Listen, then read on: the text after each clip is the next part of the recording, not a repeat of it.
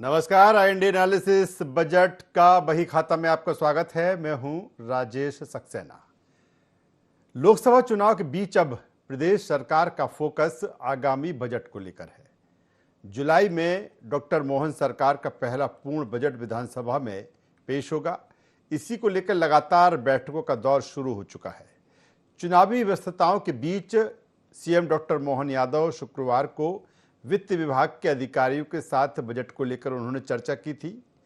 आज यानी कि मंगलवार को सीएम डॉक्टर मोहन यादव ने बजट के प्रारूप पर उच्च अधिकारियों के साथ चर्चा की।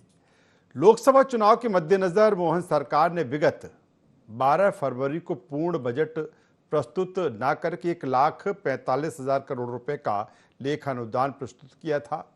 इसमें जुलाई 2024 तक के लिए व्यवस्था की गई थी। इसमें किसी तरह के कर संबंधी नए प्रस्ताव और व्यय के नए मद सम्मिलित नहीं किए थे। सीएम ने वित्त विभाग के सभी अपर मुख्य सचिव, प्रमुख सचिव और सचिवों को पत्र लिखकर 10 जून तक बजट भाषण में शामिल किए जाने वाली उपलब्धियों की जानकारी भी मांगी है। इसमें हितग्राही मूलक योजनाएं, रोजगार और औद्योगिक विकास से जुड़े विषयों को प्रमुखता के साथ शामिल किया जाएगा। माना जा रहा है कि बजट लगभग 3.25 लाख करोड़ रुपए से अधिक का हो सकता है और यही कारण है कि अब चुनाव के बीच, हालांकि मध्य प्रदेश में 4 चरणों के जो चुनाव हैं वो संपन्न हो चुके हैं। देश के अन्य राज्यों में अभी चुनाव हैं, 5 चरण पूरे हो चुके हैं। और अगर हम मुख्यमंत्री डॉक्टर मोहन यादव की हम बात करें तो अभी जिस तरह से वो अलग अलग राज्यों में जहां पर अभी मतदान होना बाकी है वहां पर जाते हैं, लेकिन इस बीच जिस तरह से जो बैठकों का दौर है वो अब शुरू हो चुका है, क्योंकि 21 मई यानी कि आज जिस तरह से बैठक हुई, 22 मई को भी है, 24 को है, 25, 27, 28, 29, 30, 31, 1 जून, 3 जून, लगातार ये जो सिलसिला है वो चलेगा। और कहीं ना कहीं अब जो प्राथमिकता है वो बजट को लेकर है कि किस तरह से आकार प्रकार उसका किस तरह से होना चाहिए। आज इसी मसले पर हम चर्चा करेंगे, जानने की कोशिश करेंगे, विश्लेषण करेंगे कि किस तरह का बजट हो सकता है, किस तरह का बजट आ सकता है, क्या सरकार की प्राथमिकताएं रहने वाली हैं, क्या जो प्रदेश की जनता है उनसे जो वादा संकल्प पत्र के जरिए 2023 में किया गया था उनको किस तरह से, किस हिसाब से सरकार पूरा करेगी, क्या कोई अतिरिक्त बोझ भी जनता पर डाला जा सकता है। ये तमाम सारी चीज़ें हैं जिनको लेकर आज हम चर्चा करेंगे, बातचीत करेंगे और जानने की कोशिश करेंगे कि आखिर जो बजट का आकार प्रकार प्रारूप किस तरह से हो सकता है। 3 खास मेहमान इस चर्चा में हमारे साथ जुड़ेंगे। सबसे पहले उनके पास चलते हैं, उनसे परिचय आपका करा देते हैं, तारुफ करा देते हैं, फिर चर्चा को हम आगे बढ़ाएंगे। 3 खास मेहमान इस चर्चा में हमारे साथ जुड़ चुके हैं। हमारे साथ में हैं योगेश गुप्ता जी, नेता भारतीय जनता पार्टी मध्य प्रदेश। योगेश जी आपका स्वागत है। हमारे साथ में है केदार सिरोही जी, प्रवक्ता मध्य प्रदेश कांग्रेस। केदार जी आपका स्वागत है। और संदीप पौराणिक जी, वरिष्ठ पत्रकार हमारे साथ जुड़ रहे हैं। संदीप जी का भी मैं स्वागत करता हूं। सबसे पहले योगेश जी, मैं आपके पास में आता हूं। सीधा सा सवाल, क्योंकि अब जो प्राथमिकता है सरकार की बजट को लेकर है, क्योंकि जब से नई सरकार का गठन हुआ तब से अभी कोई पूर्ण बजट नहीं आ पाया। ये पहला मौका होगा जुलाई में जब पूर्ण बजट आएगा, क्योंकि विधानसभा चुनाव के बाद जो लोकसभा का चुनाव था वो जल्दी था और यही कारण है कि लेखानुदान लेकर सरकार आई थी। मेरा सीधा सा सवाल है, बैठकें शुरू हो चुकी हैं, मुख्यमंत्री डॉक्टर मोहन यादव लगातार अब बैठकें कर रहे हैं चुनावी व्यस्तताओं के बीच भी, किस तरह का आकार प्रकार या क्या प्राथमिकताएं रहने वाली हैं योगेश जी इस बजट में? देखिए राजेश जी, जिस प्रकार आपने अपनी रिपोर्टिंग में ही बताया कि फरवरी 2024 लेखानुदान बजट मध्य प्रदेश सरकार का जो पहला बजट था, नवनियुक्त जो सरकार थी और आचार संहिता लगने वाली थी, 3,48,986 करोड़ का वो कुल बजट था, जिसमें लेखानुदान के माध्यम से 1,45,229.55 करोड़ का प्रावधान था, जिसमें कुल राजस्व प्राप्तियां जो थी वो 2,52,268 करोड़ और कुल पूंजीगत प्राप्तियां जो है वो 59,718 करोड़ है। इसमें मत दे 11,945 करोड़, भरत राशि जो थी 25,776 करोड़ रुपए, और सभी खर्च अगर जोड़े तो 2,51,825 करोड़ के आसपास थे। तो निश्चित रूप से ये जुलाई 2024 तक का बजट था, 4 महीने के लिए आया था, और इसमें जो प्रमुखता से बिंदु थे उभर कर आए थे, उसमें 1,29,00,000 लाडली बहनों के लिए 6,304 करोड़ की राशि का प्रावधान था। 11 लाख कर्मचारियों की पेंशन, डीए, डीए और डीआर 5600 करोड़ की राशि का प्रावधान था। इसी प्रकार 16% ऊर्जा का उत्पादन बढ़ा, किसानों के लिए 5 रुपए लीटर जो दूध का वो बढ़ा रहा था, उसका प्रावधान है। स्थायी पंप योजना, कृषक सीएम योजना के अंतर्गत 3 हार्स पावर तक के जो पंप किसानों को दे रहे हैं, उसके लिए राशि का प्रावधान। 26 लाख उपभोक्ताओं को फ्लैट रेट पर जो बिजली मिल रही है, तो जो सब्सिडी वाली अमाउंट है उसकी राशि का प्रावधान। इसी प्रकार तीर्थ योजनाओं के लिए हेलीकॉप्टर से यात्रा कराने के लिए राशि का प्रावधान। कुल अगर उसको डिफाइन करें तो स्कूल शिक्षा का बजट था 13,013 करोड़। योगेश जी, सवाल इस बात को लेकर है कि अब क्या प्राथमिकता इस बात की रहेगी सरकार की कि जो संकल्प पत्र में जो चीजें थी उनको, जो वादे किए गए थे, कहीं ना कहीं अब उनको प्राथमिकता में लेकर उस ओर आगे बढ़ा जाए? क्या इस तरह की शक्ल सूरत इस बजट की देखने को मिलेगी? निश्चित रूप से राजेश जी, देखिए, भारतीय जनता पार्टी जो कहती है वो करती है, और हम जब मध्य प्रदेश के हितग्राहियों से संवाद करते हैं तो उसकी रिपोर्टिंग भी प्राप्त करते हैं, और उनके माध्यम से ये जानकारी हमको मिलती है कि जो वास्तविक हितग्राही है उस तक मध्य प्रदेश सरकार की योजनाओं का लाभ मिल रहा है। तो निश्चित रूप से प्रमुखता से तो मध्य प्रदेश मैं की योगेश जी कल्याण से लेकर जन कल्याण दोबारा तक आपके पास में आऊंगा सेकंड राउंड में। केदार जी के पास में आ जाता हूं। केदार जी, किस रूप में लेती है कांग्रेस बजट को, क्योंकि अब ये अहम पार्ट है? क्योंकि मुझे लगता है कि पहले जब विधानसभा का चुनाव हुआ, फिर तत्काल लोकसभा के चुनाव आ गए, अब यहां से कहीं ना कहीं जो एक रफ्तार है प्रदेश के विकास की, डेवलपमेंट की, या फिर जो हितग्राही मूलक जो योजनाएं हैं या जो पात्र हितग्राही हैं अलग अलग योजनाओं के, मुझे लगता है कि अब जुलाई से वो समय आएगा कि एक यहां से एक ट्रैक बनेगा। कांग्रेस किस रूप पे लेती है जिस तरह से अब सरकार ने तैयारी इस ओर कर दी है? देखिए सर, आज तो संदीप सर भी हैं चर्चा में, बड़ी अच्छी बात है। तो ये जो बजट है, आंकड़े तो मैं आंकड़ों पे भी जाऊंगा नहीं। आंकड़े तो एक तरीके से कच्ची मिट्टी की तरह होते हैं, जो चाहता है वो अपने पक्ष का दिखा देता है। मैं भी कृषि अर्थशास्त्र से एमएससी किया हुआ हूं, तो मैं ये जानता हूं ग्राफ को किस तरीके से बताया जाता है। आप अफ्रीका के देश से हमारे तुलना कर लेंगे तो हम सब चीज में अव्वल आ जाएंगे, अगर उसी चीज का इंडिकेटर दूसरा ले लेंगे तो हम नीचे आ जाएंगे। सवाल ये है सर कि अभी जो मध्य प्रदेश है, उस मध्य प्रदेश में सबसे बड़ा चैलेंज जो आ रहा है वो हमारे ऊपर कर्जे का है। मिसमैनेजमेंट जो हमारा है, फाइनेंशियल मिसमैनेजमेंट इसको मैं कहूंगा, कि हमारा जो कर्जा है वो दिनों दिन बढ़ता जा रहा है। वो कर्जा इस हद तक बढ़ चुका है कि हम लोगों को हमारे जो गवर्नमेंट के एसेट्स हैं उनको भी सेल करने की बातचीत हमारी सरकार कर रही है। अभी जितनी भी इंटरनेशनल एजेंसीज हैं, फंडिंग एजेंसीज, वो सब लिमिटेड हम लोगों को पैसा दे रही है। हम एक एक 2-2 हजार करोड़ के लिए अंत का जो दिसंबर के बाद में जो मार्च तक का महीना होता है, हम पिछले सालों से देख रहे हैं कि उधार ले लेके सांसें निकाल निकाल के कर रहे हैं। तो पहला जो चैलेंज मध्य प्रदेश को है वो जो हमारा एक तो कर्जा है पहला। दूसरी बात, जो स्टेट का रेवेन्यू है, उस रेवेन्यू का संदीप सर मुझे लगता है करेक्ट और कर देंगे, 85% तो आपका उसमें ही खर्चा हो रहा है, पूरा आपका एडमिनिस्ट्रेटिव मैनेजमेंट में ही चला जा रहा है। टोटल उसका तो 85% उसमें जा रहा है। वो हमारे लिए एक चैलेंज है। दूसरी बात, आप मध्य प्रदेश में हर सेक्टर में प्रॉब्लम आ चुकी है आज की तारीख। आप किसी भी उसमें चल जाओ, आप बातें बड़ी बड़ी करते हो, बड़े बड़े सपने दिखाते हो। आज केंद्र ने जो अपनी योजनाएं थी 90-10 की, कि 90% वो देता था, 10% राज्य देते थे और वो इंप्लीमेंट होती थी। उसके यूसी सर्टिफिकेट मिलते थे, टाइमली पैसा आ जाता। अभी 60-40 हो गया, 100 रुपए में 60 रुपए उनका 40, या अब जिनके पास खाने के दाने नहीं, और वो अब इस लेवल का भार बढ़ता जा रहा है। आप सब देखिए, 29,000 स्कूल बंद हो चुकी है मध्य प्रदेश में। ट्रांसपोर्ट जो लोकल व्यवस्था है वो पूरी तरीके से ठप है। अस्पतालों की बात करें तो आज की तारीख में मध्य प्रदेश जो अस्पतालों में, मैं अगर गलत ना हूं तो 22 या 23वें स्थान पे आ रहा है पूरे देश में।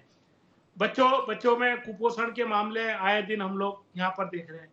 आज हमारी जो फार्मर कम्युनिटी है वो उसकी तो कोई बात ही नहीं कर रहे।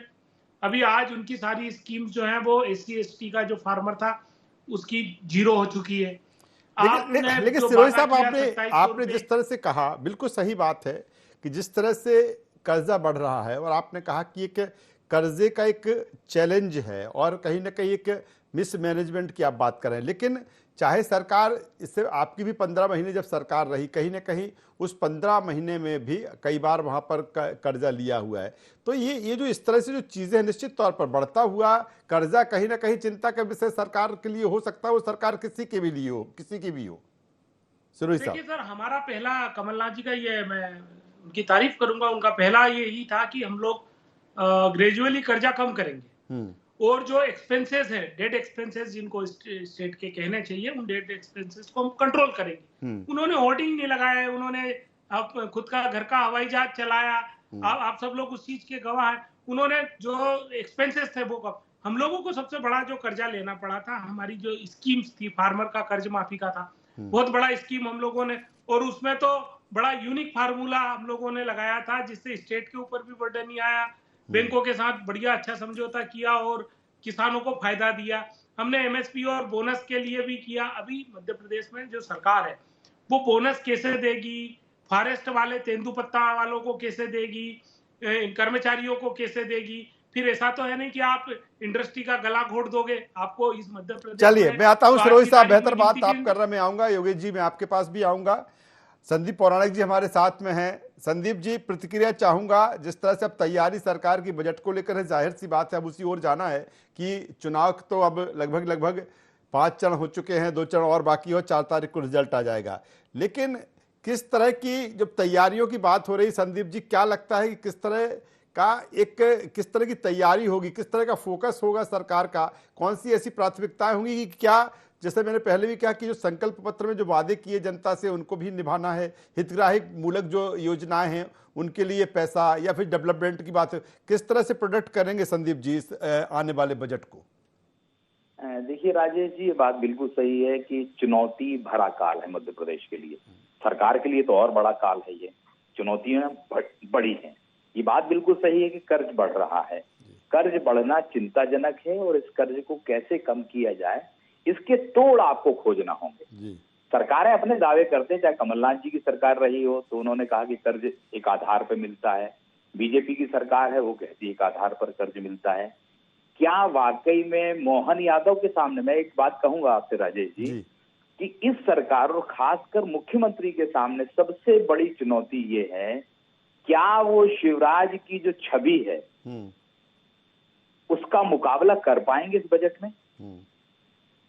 वो बेटियों के मामा, बहनों के भाई, लाडली बहना योजना जो है उसमें यह कहा गया था कि वो 3,000 रुपए तक जाएगी। क्या इस बजट में भी बढ़ाने का प्रावधान होगा? ये बड़ा सवाल रहेगा। सरकार बढ़ाएगी तो उस पर और बोझ बढ़ेगा। हितग्राही मूलक जो योजनाएं हैं उनको किस तरह से अमली जामा पहनाया जाएगा? अगर उस पर आप खर्च करते हैं तो विकास कैसे रुकेगा, विकास कैसे बढ़ेगा? अगर आपका बजट उस तरफ खर्च होगा तो विकास पे कितना असर पड़ेगा योजनाओं पर? तीसरी बात यह कि किसान का क्या होगा? किसान के लिए आप क्या लाएंगे? बड़ी आशाएं हैं किसानों को, कि उम्मीद है कि भाई MSP भी बढ़ सकती है, बोनस भी मिल सकता है, सरकार रियायत दे सकती है, कर्ज के मामले में कर सकती है। तो इन सारी चीजों के साथ चौथा पक्ष है रोजगार का, जिसे हम उद्योग से जोड़ें। तो क्या मध्य प्रदेश में औद्योगिक विकास की गति बढ़ेगी? शिवराज जी के काल में इन्वेस्टर समिट हुई, तमाम समिट हुई, उद्योगपति आए, कितनी जमीन पे उतरी योजनाएं, कितनी नहीं उतरी, ये अलग विश्लेषण है। क्या मोहन यादव भी उस दिशा में बढ़ेंगे जी? या उनकी कोशिश होगी? उनने एक कोशिश अच्छी की उज्जैन वाली, जो कि उनके यहाँ मेला लगा था ग्वालियर की तर्ज पर, उसमें अच्छा कारोबार हुआ, तमाम चीजें हुई। मैं ये मानता हूं कि आने वाला बजट पूरी तरह मोहन यादव सरकार की तस्वीर सामने रखेगा, और वो तस्वीर शिवराज सिंह चौहान के 18 साल के कार्यकाल से कैसा मुकाबला करेगी, ये बड़ी चुनौती है। ये आपके पास एक कैनवास से दोनों तस्वीरें हैं, अब रंग भरने का समय है ये जी। कि कैसा रंग भरा जाता है इसका इंतजार रहेगा। और मैं ये मानता हूं कि ये दौर बहुत आसान तो नहीं है मध्य प्रदेश के लिए। बिल्कुल बेहतर बात संदीप जी आप कर रहे हैं कि दौर अब तो आसान नहीं है। बिल्कुल जिसका पहले भी जिक्र कर चुके कि बढ़ता हुआ कर्जा कहीं ना कहीं चिंता भी है और चुनौती भी है। मैं एक बार फिर योगेश जी के पास में आता हूं और बेहतर बात संदीप जी ने भी कही कि अगर हम भारतीय जनता पार्टी का जो संकल्प पत्र रहा और जिनका जिक्र 3 चीजों का जिक्र संदीप जी कर रहे हैं कि महिला, किसान और युवा ये प्राथमिकताएं में है और कहीं ना कहीं इसको लेकर किस तरह का समायोजन होता है, किस तरह की चीजें बजट में होती हैं। योगेश जी क्या जो चुनौतियां हैं, ठीक है बजट आ रहा है, आना भी चाहिए क्योंकि आपको अब आगे यहां से व्यवस्थित तरीके से एक सही तरीके से एक सिस्टम के साथ अब आगे बढ़ना है प्रदेश को। चुनौतियां कई मोर्चों पर हैं योगेश जी। देखिए राजेश जी, गरीब कल्याण से लेकर जन कल्याण के उत्थान के लिए निश्चित रूप से मैं मानता हूं कि चुनौतियां कठिन है, मगर इन कठिन चुनौतियों को भारतीय जनता पार्टी शासित सरकार हमेशा पार करती आई है और आज मध्य प्रदेश आत्मनिर्भरता की ओर अग्रसर है। जहां 2003 में मध्य प्रदेश की इकोनॉमी रेट 3% हुआ करती थी, वहां आज 16%। आज एग्रीकल्चर की ग्रोथ मिस्टर बंटाधार के समय 4.8% होती थी, आज 14.2% है। हमने जो लेखानुदान बजट पास किया था उसमें हमने 1,29,00,000 लाडली बहनों के लिए, जो कि पौराणिक जी ने सवाल उठाया, उसमें 4,728 रुपए का भुगतान किया है। किसानों की बात की तो फसल बीमा योजना के माध्यम से 25 लाख किसानों को 755 करोड़ रुपए की धनराशि का भुगतान किया जा चुका है। गेहूं का समर्थन मूल्य हमने 2275 से बढ़ाकर 125 रुपए बढ़ाकर उसको 2400 रुपए प्रति क्विंटल किया है। आगे जाके इसको 3000 रुपए प्रति क्विंटल करने की मंशा भी भारतीय जनता पार्टी की सरकार की है। 1 लाख लखपति दीदी बनाने का टारगेट भी मध्य प्रदेश में भारतीय जनता पार्टी की सरकार का है। वो किसानों को आत्मनिर्भरता की ओर अग्रसर करने के लिए हम निरंतर प्रयासरत है। 16 लाख बहनों के खातों में हमने 450 रुपए एलपीजी सिलेंडर के 118 करोड़ रुपए की राशि का भुगतान लेखानुदान बजट में किया है। तो निश्चित रूप से चुनौतियां कठिन है, मगर चुनौतियों से लड़ने वाले हमारे यशस्वी मुख्यमंत्री डॉक्टर मोहन यादव जिस प्रकार उज्जैन समिट में 72,000 करोड़ का निवेश लेकर आए थे और युवाओं को जो उन्होंने एक स्वप्न दिखाया है, निश्चित रूप से मैं मानता हूं कि मोहन यादव जी अपनी सफलतापूर्वक कार्यकाल का निर्वहन न केवल करेंगे बल्कि उज्जैन सिंहस्थ के लिए भी 19,000 करोड़ की धनराशि का प्रावधान लेखानुदान बजट में। चलिए सिरोही साहब के पास में आ जाता हूँ। सिरोही साहब मध्य प्रदेश का, इसमें निश्चित रूप से सिरोही साहब ने बोला कमलनाथ जी स्वयं के हेलीकॉप्टर से उड़ते। अरे हेलीकॉप्टरों से सरकार चलती होती तो कमलनाथ जी विधायकों को चलो चलो नहीं करते। 28,000 करोड़ से ज्यादा का ऋण कमलनाथ जी ने 20 बार में लिया है अपने 15 माह के कार्यकाल। तो आंकड़ों की बात आप इसलिए नहीं कर रहे थे क्योंकि आप आंकड़ों से जुदा हैं, आपको आंकड़े पता ही नहीं है। बिना जानकारी के आप चैनल पर बैठ गए। चलिए योगेश जी, चलिए मैं सिरोही साहब के पास ही आ जाता हूँ। सिरोही साहब ठीक है, योगेश जी जो कह रहे हैं उसका जवाब देंगे ही, लेकिन सिरोही साहब आप कह रहे हैं, आप कह रहे हैं कि जब अब लगातार बैठ के, जब मैंने कहा कि अब किस तरह से बैठ के चलेंगी और इस बजट को लेकर पहले जो जिस तरह से तैयारियां की जा रही है, लेकिन आप कह रहे हैं कि पैसे नहीं है, सिर्फ आपकी मीटिंग्स चल रही है, बैठ के ही चल रही है। ये जो देखिए ना मिस्टर कंगाल जो थे और किसी भी प्रकार की किसी जनहित कल्याणकारी योजना में रुकावट नहीं आने वाली है। निश्चित रूप से बजट में वो सभी योगेश जी सिरोही साहब को बोलने दीजिए। योगेश जी बेटर रहेगा क्योंकि जिस सिस्टम से हम लोग जुड़े हैं 1 बाय 1 चलेगा तो बेहतर होगा। सिरोही साहब बोलेंगे। बिल्कुल बिल्कुल ओके सिरोही साहब। नहीं ये इनको थोड़ा कह दिया करिए, ये मतलब मुझे हो गया, अजीब सा लगता है। हो गया केदार जी, हो गया, आप बात जारी रखिए, हो गया है, बोलिए। देखिए क्या है, सबसे बड़ी बातें हैं कि ये जो मिस्टर कंगाल हमारे यहाँ रहे, इन लोगों ने सिर्फ कंगाली दी है पूरे मध्य प्रदेश में। आज गरीबी में हम लोग आगे बढ़ गए हैं, बेरोजगारी में हम आगे बढ़ गए, किसान आत्महत्या में हम लोग नंबर 2 पायदान पे है, ये सबसे बड़ी चिंता है। यूथ आत्महत्या में हम लोग 8वें 7वें नंबर पर आ गए। तो हमारे पास चैलेंज इतने ज्यादा हो चुके हैं सर कि आज की तारीख में जो अभी ये बजट बनाना है, देखिए 11 से 15% करीब तो आपका इंटरेस्ट पे ही चला जाएगा, रीपेमेंट तो छोड़िए, इंटरेस्ट पेमेंट भी टोटल बजट का जा रहा है। 15% करीब आपका वेलफेयर स्कीम पे जाना है, जो अभी टोटल बजट का एक्स्ट्रा जो इस तरह की बातें हो रही। इस बजट को कहां आप मैनेज करोगे जब आपका 85% तो डायरेक्ट उसमें आपका एडमिनिस्ट्रेटिव एक्सपेंसेस में जा रहा है। आपकी सरकार को चलाने का खर्चा ही 85% हो चुका है, तनख्वाह, पेंशन, नेताओं के खर्चे। आप वेलफेयर की बात कहां कर रहे हो? वेलफेयर के लिए आप उठते हो छूटते हो कि ग्वालियर की बस स्टैंड बेच देंगे, नहर की कॉलोनियां बेच देंगे, ये अस्पतालों को प्राइवेट कर रहे हो। आज की तारीख में मध्य प्रदेश चलिए वक्त की कमी है सिरोही साहब, है, आप ही की बात को थोड़ा और आगे बढ़ा देता हूं। संदीप पुराणी जी के पास में। संदीप जी, 2-3 चीजें अहम है जब बात हम करते हैं आय व्यय के समायोजन को लेकर। तो जब आय की बात आती है तो कहीं ना कहीं जब बजट आता है तो ये लगता है कि कोई जनता पर अतिरिक्त बोझ तो नहीं आ जाएगा, और दूसरी तरफ जब लगातार कर्जा बढ़ रहा है तो फिर राजस्व प्राप्तियां कैसे होंगी, राजस्व कैसे बढ़ेगा? ये भी संदीप जी कहीं ना कहीं सरकार के सामने ये चीजें हैं कि इनका कैसे समायोजन होता है। कि राजेश जी, सरकार के पास आय के सीमित साधन होते हैं। आप वैट लगा दीजिए, पेट्रोलियम पदार्थ पे बढ़ा दीजिए, आप खनिज पर बढ़ा दीजिए, इंडस्ट्रीज के क्षेत्र में बढ़ा दीजिए, तो सरकारें ये करती रहती हैं अपने आय बढ़ाने के तरीके पे।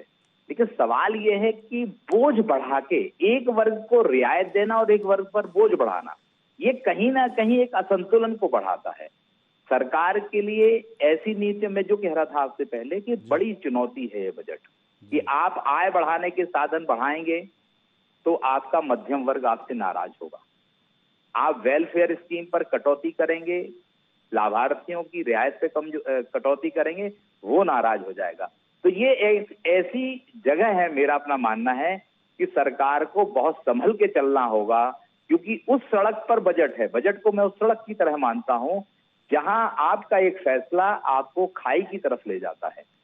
तो आपको संभल के चलना होगा, ऐसी नीतियां लानी होगी, ऐसी योजना लानी होगी जो समाज के सभी वर्गों के लिए बेहतर हो, प्रदेश की प्रगति का रास्ता तय करे, रोजगार के साधन मिले, महिलाओं की तरक्की हो। अब ये तो सब दिखेगा मोहन यादव जी के पहले बजट में कि आने वाले 5 साल की जो तस्वीर है वो इस बजट में मुझे लगता है कि स्पष्ट तौर पर दिख जाएगी। चलिए, बेहतर बात संदीप जी आप कर रहे हैं कि वो तस्वीर, वो चित्र दिख जाएगा कि किस तरह मध्य प्रदेश अब आगे बढ़ने वाला है। और जाहिर सी बात है जब तैयारियां इसको लेकर की जा रही हैं, एक विजन होगा कि किस विजन के साथ हमें मध्य प्रदेश को आगे ले जाना है। लेकिन इस बजट में संतुलन एक अहम चैलेंज होगा और वो देखना होगा कि सरकार इसको किस रूप में ग्रहण करती है। तीनों मेहमानों का मैं धन्यवाद करता हूं, शुक्रिया करता हूं।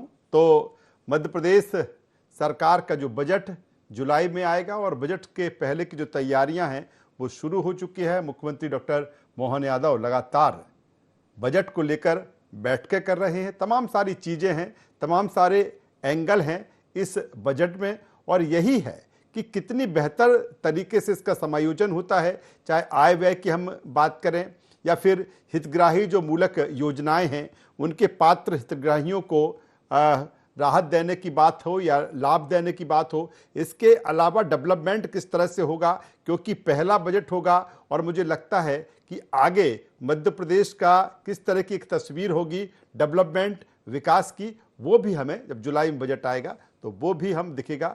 हालांकि अभी प्रारंभिक तैयारियां हैं, धीरे धीरे ये तैयारियां और आगे बढ़ेंगी। IND एनालिसिस में इतना ही। IND 24 पर खबरों का सिलसिला लगातार जारी है। आप बने रहिए हमारे साथ। नमस्कार।